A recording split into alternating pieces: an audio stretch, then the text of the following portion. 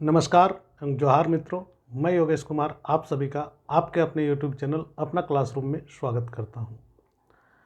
आज का यह सेशन आपके विषय से संबंधित है और जिसे क्लास कहते हैं उस विषय से संबंधित नहीं है, यानी कि सब्जेक्टिव नहीं होके आपके पर्सनल जो ज़रूरत है उसके अनुसार है।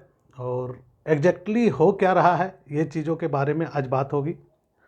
खास करके जेपीएससी और जेएसएससी को लेके तमाम तरह की जो अटकलें लगाई जा रही है, उन अटकलों के बीच में मेरा ये वीडियो आपका सटीक मार्गदर्शन कर सकेगा।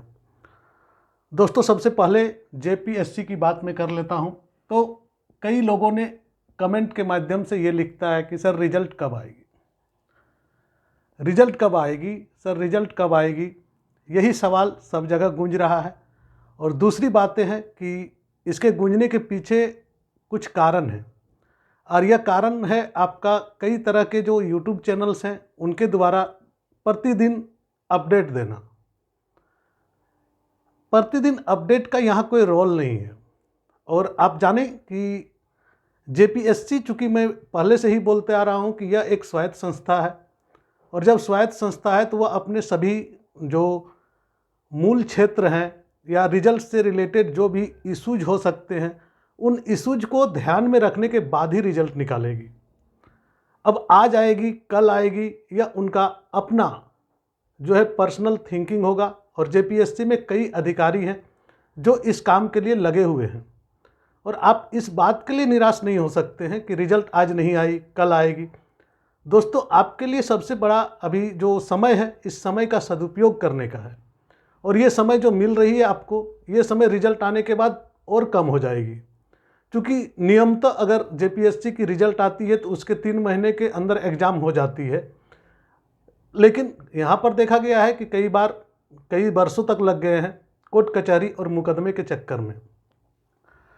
आज जेपीएससी इन्हीं बातों को गौर कर रही है कि ऐसा कोई मुद्दा ना बने कि फिर से रिजल्ट निकालने के बाद लोग अदालतों की चक्कर काटे और फिर से केस हो और फिर से मुकदमे हो और फिर से रिजल्ट आपकी जो है एग्ज़ाम में डिले हो। क्योंकि अगर इस प्रकार की घटनाएं होती है तो इससे सिर्फ आम जो अभ्यर्थी है वही परेशान नहीं होते हैं, साथ साथ में जेपीएससी और उनके अधिकारियों को भी परेशानियों का सामना करना पड़ता है। तो दोस्तों, यहाँ पर मैं एक बात बता देता हूँ कि जेपीएससी की रिजल्ट चूँकि जो ओएमआर सीट है वो चेक हो चुकी है, और ओएमआर सीट चेक होने के पश्चात ये मंथन चल रही थी कि किस प्रकार से आरक्षण का जो नियमावली है उसको किस प्रकार से फॉलो किया जाए।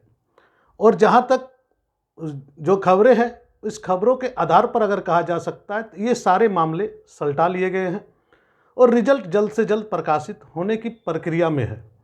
तो अगर रिजल्ट आ जाती है तो आपके सामने विकल्प है कि फिर से फॉर्म भराने का। फिर फॉर्म भराएंगे, 1 महीने का समय लगेगा। क्योंकि जनवरी में यूपीएससी की मुख्य परीक्षा आहूत है, या जनवरी लास्ट या फरवरी में। तो फिर आपके उसके बाद ही आपकी जेपीएससी की जो है मुख्य परीक्षा होगी। क्योंकि पीटी की रिजल्ट कब, ये सारी चीज़ें आपके मतलब की चीज़ें नहीं है।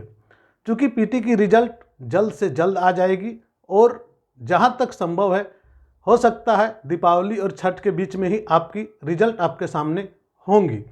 तो यहाँ जैसे कि एनालिसिस किया गया था कि कई लोग कह रहे हैं कि बहुत कम कट ऑफ जाएगा, कई लोग कह रहे हैं कि बहुत ऊपर कट ऑफ जाएगा।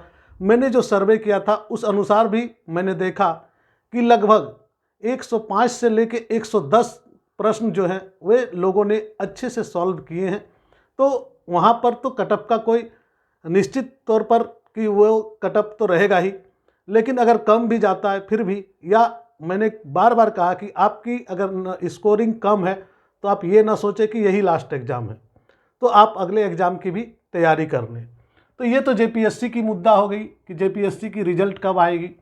दूसरी बात है कि जो जेएसएससी के बारे में कहा गया था कि संशोधित जो नियमावली है, यह नियमावली किसी भी हालत में 31 अक्टूबर तक आपको नियमावली आपके सामने होनी चाहिए या नियमावली आपको दे दी जाएगी, परंतु ऐसा नहीं हो पाया।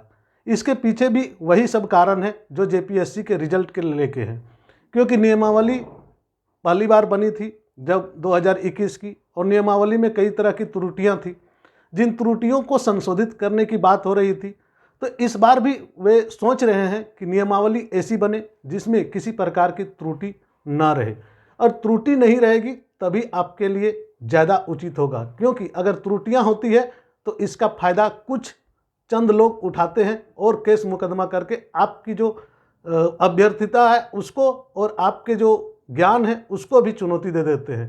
क्योंकि अगर केस मुकदमे होते हैं तो सबसे ज़्यादा जो पीड़ित होते हैं वे होते हैं आम छात्र, यानी कि जो अभ्यर्थी तैयारी कर रहे हैं वे।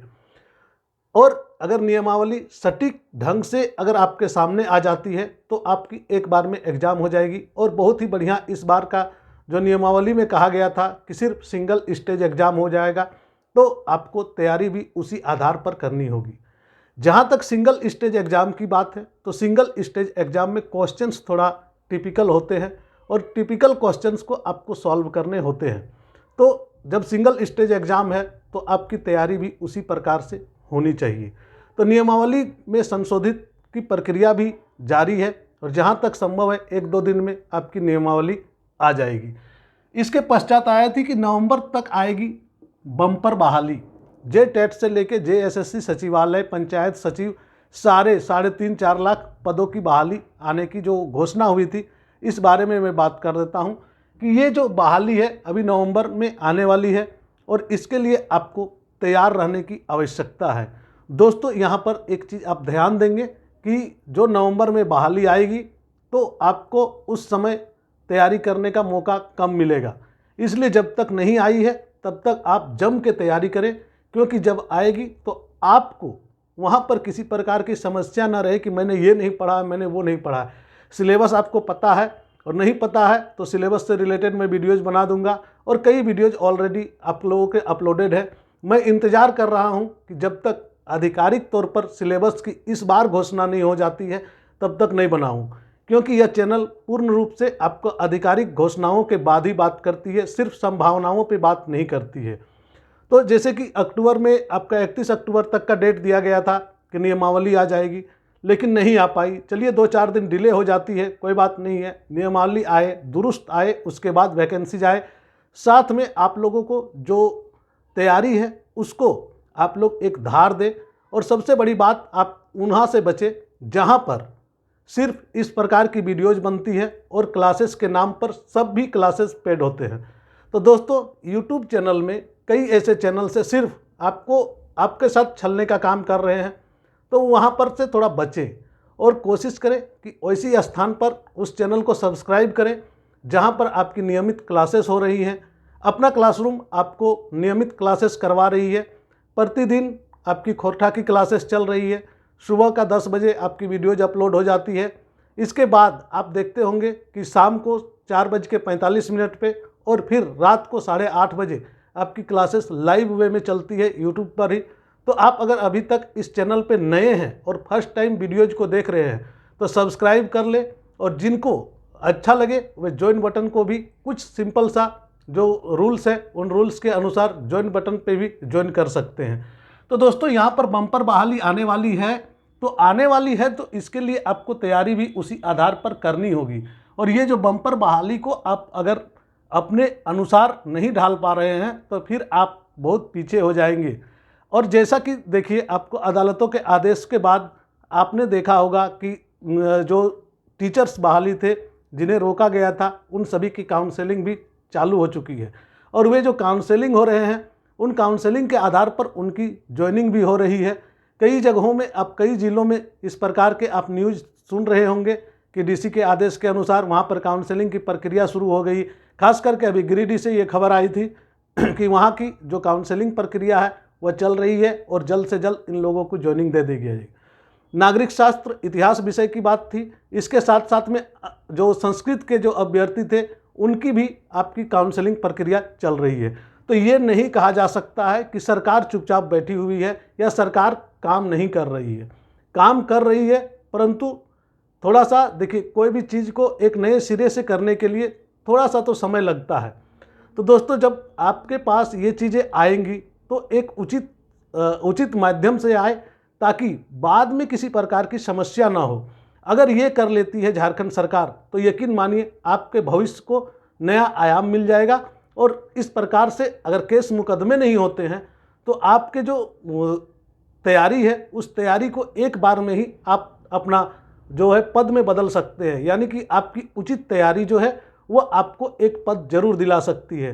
तो दोस्तों ये चीज़ आपको फोकस करना होगा कि आपको अभी ज़्यादा से ज़्यादा पढ़ाई करनी है और इसका कोई विकल्प नहीं है। ये पढ़ाई ही आपको जो है ज़्यादा से ज़्यादा जो आप पढ़ाई करेंगे यही आपको रिजल्ट में परिवर्तित होगी, और जब रिजल्ट होगी तब आप किसी का आशा नहीं करेंगे कि थोड़ा सा और समय मिलता, थोड़ा सा ये होता। तो इस प्रकार से जाने कि नियमावली भी आ जाएगी और सटीक नियमावली आएगी। आशा कीजिए, सरकार पर भरोसा रखिए और आप यह जान लीजिए कि ऐसी नियमावली बने। मैं भी सरकार से यही दरख्वास्त करूंगा कि नियमावली इस प्रकार से बनाएं कि दोबारा उसमें किसी प्रकार की त्रुटि न रहे। भले 2 दिन का ज़्यादा समय लगे, परंतु नियमावली में त्रुटि इस बार नहीं होनी चाहिए। और अभ्यर्थियों को सही योग्यता, सही उम्र सीमा, सभी चीज़ों का ख्याल रखते हुए, और जो पहले के अभ्यर्थी हैं जिन्होंने सचिवालय सहायक परीक्षा ऑलरेडी दी थी, पास भी किए थे, उन्हें भी ध्यान में रखा जाए। और जो उम्र सीमा को लेके जो विवाद होता है उन विवादों को पहले समाप्त किया जाए, इसके बाद ही वैकेंसी को दिया जाए, ताकि कहीं भी किसी प्रकार की कोई भी मुकदमा या केस होने की कोई संभावना ना रहे। धन्यवाद। झारखंडी जोहार, आप सभी का स्वागत है। और आप लाइव क्लास से जुड़ सकते हैं आराम से, कोई दिक्कत नहीं है। सभी कोई जुड़े 4:45 में, 8:30 में, और सुबह की खोटा क्लासेस जो कि आपकी है 10 बजे से। धन्यवाद। जोहार।